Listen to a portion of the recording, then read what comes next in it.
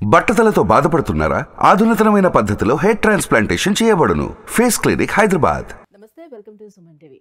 బంగారం ధరలు అలాగే వెండి ధరలు రోజు రోజుకు పరుగులు పెడుతూనే వస్తున్నాయి. ప్రతిరోజు కూడా బంగారం ధరలు కొండెక్కి కూర్చుంటున్నాయి. మనం గత సంవత్సరంతో పోల్చుకుంటే ఈ సంవత్సరం కేవలం 4 నెలల కాలంలోనే బంగారం ధర తులంపై 10,000 చొప్పున పెరుగుతూ వచ్చింది. ఎందుకు ఈ రకంగా బంగారం ధరలు ఇంత ఫాస్ట్గా పెరుగుతూ వస్తున్నాయి? దీనికి కారణాలు ఏంటి? సో ఈ సంవత్సరం మొత్తం మీద ఎంతవరకు బంగారం ధరలు వెళ్ళే అవకాశం ఉంటుంది అనే విషయాన్ని తెలియజేసేందుకు మనతో పాటు లైవ్ కాల్లోనే సిద్ధంగా ఉన్నారు బిజినెస్ అనలిస్ట్ ప్రశాంత్ గారు. ప్రశాంత్ గారు, నమస్తే అండి. నమస్తే అండి. సార్, ఈ ఏడాది మనం జనవరి నెలలో చూసుకున్నట్లయితే బంగారం ధర 65,200 ఉంటే ఏప్రిల్ వచ్చే వరకు 75,000 వరకు వచ్చేసింది సార్. దాదాపుగా 10,000 రూపాయల వరకు పెరిగింది కేవలం 4 నెలల్లో మాత్రమే.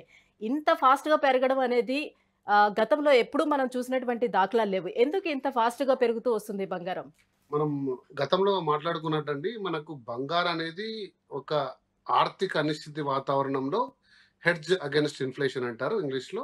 ఒక హెడ్జ్గా వాడతారు. అంటే ఆర్థిక అనిశ్చితి ఉన్నప్పుడు మనకు భౌగోళికంగా మొత్తం ప్రపంచవ్యాప్తంగా రాజకీయ పరిస్థితులు కానీ ఇంకా ఏదైనా అనిశ్చితి వాతావరణం ఉన్నప్పుడు ముదపరులు కానీ దేశాలు కానీ అందరూ కూడా ఒక సేఫెస్ట్ ఇన్వెస్ట్మెంట్గా బంగారాన్ని భావిస్తారండి. సో మనకు బంగారం యొక్క ధరకు 2 సంవత్సరాలుగా మనం చాలాసార్లు విశ్లేషించాము. మనకు బంగారం యొక్క ధరకి ఒక డాలర్ ఇండెక్స్ వాల్యూ అంటారండి. డాలర్ ఇండెక్స్ వాల్యూ ప్లస్ అమెరికాలో ఉన్న ఆర్థిక అనిశ్చితికి మనకు ఎప్పుడు డైరెక్ట్ లింక్ ఉంటుంది. ఎందుకంటే సాధారణంగా ప్రపంచవ్యాప్తంగా మనము ఎక్కువగా ముదుపు చేసుకునే దేశాలు యుఎస్ కరెన్సీలో అండి, యుఎస్ డాలర్స్ గా. అటువంటి యుఎస్ కరెన్సీ మనకు వీక్ అవుతున్నప్పుడు కానీ లేదా యుఎస్ లో ఉన్న ఆర్థిక అనిశ్చితి అంటే ఇప్పుడు వాళ్ళు ఫెడరల్ రేట్స్ తగ్గియకపోవడము, దాని కారణాల వల్ల ప్రపంచవ్యాప్తంగా కూడా అందరూ సేఫెస్ట్ ఇన్వెస్ట్మెంట్ పెట్టుకుందాం అనిశ్చితి వచ్చినప్పుడు అనుకున్నప్పుడు బంగారం వైపు చూశారు. గత 2 సంవత్సరాలుగా కేవలం దేశాలు మాత్రమే ప్రతి సంవత్సరం 1000 టన్నుల పైగా బంగారాన్ని కేవలం బిస్కెట్ల రూపంలో తీసుకుని దాచుకున్నారు. సో ఇంత పెద్ద మొత్తం బంగారాన్ని దేశాలు కొనడం స్టార్ట్ చేసినప్పుడు అలాగే రీటైల్లో ఎప్పుడు ఉంటుంది బంగారానికి డిమాండ్. సో ఇలాంటి అనిశ్చితి వాతావరణం మనకు నెలకొల్కినప్పుడు ఈ బంగారం ధర పెరుగుతూ వస్తుంది. అలాగే మనం 2 సంవత్సరాలుగా మనం చూసాము బంగారం అనేది స్టేబుల్ గా పెరుగుతూ వచ్చింది. ఈ 4 నెలల్లో ఎలా అయితే ఇన్వెస్టర్లు ఎంత ఎంత దూరం వేచి చూశారో వాళ్ళందరూ కూడా కొనడం స్టార్ట్ చేశారు. నేను ముందు చెప్పినట్టు దేశాలు కూడా బంగారాన్ని పర్చేస్ రిజర్వ్ రేషియోస్ పెంచుకున్నారు. వాటి కారణంగా బంగారం అనేది రేట్లు అంతకింత పెరుగుతూ వస్తుంది.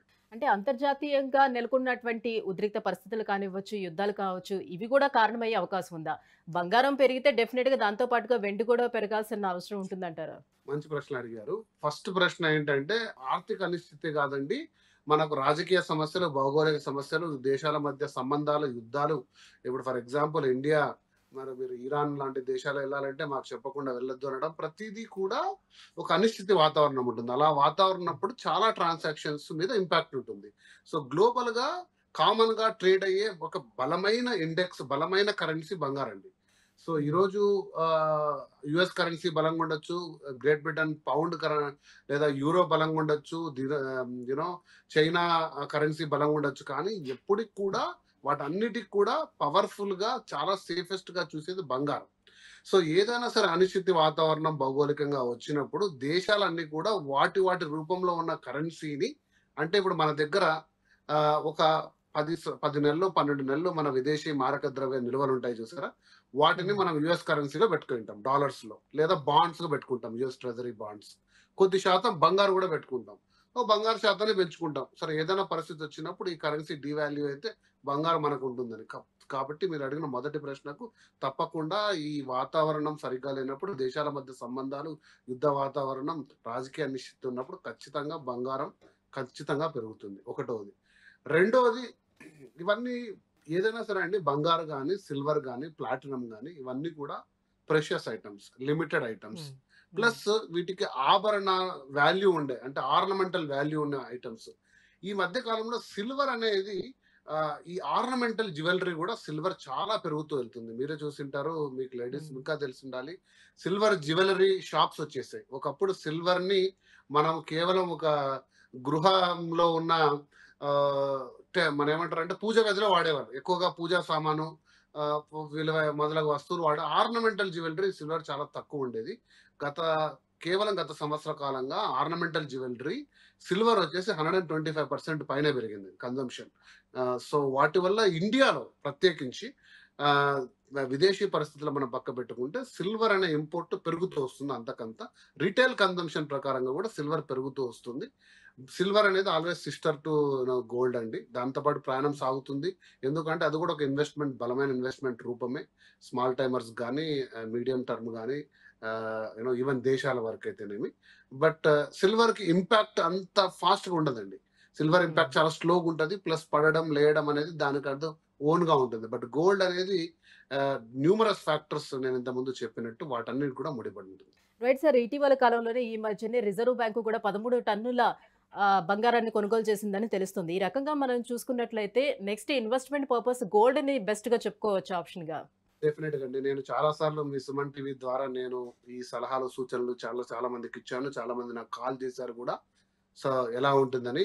వన్స్ అగైన్ నేను ఒక అంచనాని, నాకుండే పరిజ్ఞానం ప్రకారం సలహాలు చెప్పగలను. బంగారు అనేది డెఫినెట్ గా ఒక సేఫెస్ట్ ఇన్వెస్ట్మెంట్. ఎందుకంటే ఒక దేశము తన దగ్గర ఉన్న విదేశీ మారక ద్రవ్య నిల్వల్ని బంగారు రూపంలో దాచుకుంటుందంటే, ఒక సామాన్య ముదపరుడుగా, ఒక రీటైల్ ఇన్వెస్టర్ గా మనకు దగ్గర ఉండే మనం చేసుకున్న సేవింగ్స్, మ్యూచువల్ ఫండ్స్ కావచ్చు, స్థిరాస్తులు కావచ్చు, ఇంకోటి కావచ్చు, బాండ్ల రూపంలో కావచ్చు, పోస్ట్ ఆఫీస్ కావచ్చు, ఫిక్స్డ్ డిపాజిట్లు కావచ్చు, ఇందులో బంగారంని కొంత మొత్తం చేర్చుకోవడంలో తప్పులేదు. మరి ఆ బంగారాన్ని ఎలా కొనాలనేది మనం చాలా సుమన్ టీవీ ద్వారా వీడియోలు ఉన్నాయి. మీరు ఆ డిస్క్రిప్షన్ లో లింక్స్ ఇవ్వండి. నేను ఎప్పుడూ చెప్తున్నట్టు బంగారానికి సావరిన్ గోల్డ్ బాండ్స్ ఉంటాయి. మీరు ప్రత్యేకించి వాటిని తీసుకొని వాటిని భద్రత వైపు మీరు ఎక్కువగా చూసుకోవాల్సి ఉంటుంది. ఎందుకంటే 24 క్యారెట్ బంగారాన్ని మీరు ఆభరణంగా వాడరు. బిస్కెట్ల రూపంలో దాచుకోవాలి. లాకర్లు ఇవన్నీ జంజాటం లేకూడదు. అంటే సావరిన్ బాండ్స్ వల్ల మీకు ఎంత రేటు పెరుగుతుందో అంత వాల్యూతో పాటు ప్రాఫిట్ పైన నాట్ ట్యాక్సిబుల్ ఉంటుంది. మళ్ళీ 2.5% అదనపు రెవెన్యూ ఉంటుంది. కొంచెం లాక్ ఇన్ పీరియడ్ ఉంటుంది. వీటిని మళ్ళీ సెకండరీ షేర్ మార్కెట్ లో సేల్ చేయొచ్చు. చాలా లాభాలు ఉన్నాయి. సావరిన్ గోల్డ్ బాండ్స్ అని చెప్పి సుమన్ టీవీ ద్వారా వీడియో చేశాను, చూడండి. లేదంటే మీరు షేర్ మార్కెట్ లో కొనొచ్చు. లేదంటే 24 క్యారెట్ గోల్డ్ కొనొచ్చు బిస్కెట్లు.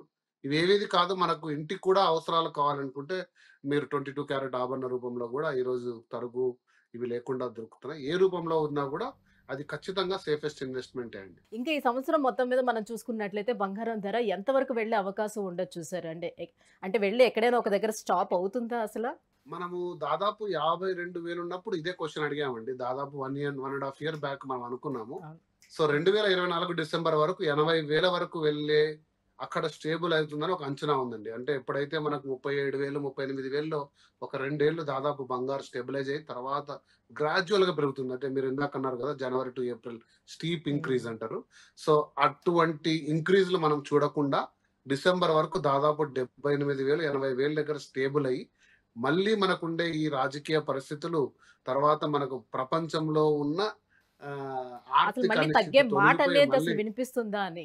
తగ్గడం ఉండదండి. ఎందుకంటే బంగారు ఎప్పటికప్పుడు కొత్తగా జనరేట్ అయ్యేయటం కాదండి. బంగారు అనేది మీరు నాకు తెలిసి కొన్ని సంవత్సరాల్లో ప్రపంచంలో ఉన్న అన్ని బంగారు మైనింగ్ అయిపోతుంది. అంటే తీయలేము ఇంకా. అంటే బంగారు తీయడానికి లోపలికి వెళ్తే దానికి గ్రాము ఖరీదు 6,000 రూపాయలు అయితే తీయడానికి 8,000 అయింది అనుకోండి మన ఖర్చు. ఆ రోజు బంగారు మైనింగ్ చేయడం ఆపేస్తాం. ఎందుకంటే అంత లోతుకు మనం తీయలేదు. సో ప్రపంచంలో బంగారు లిమిటెడ్.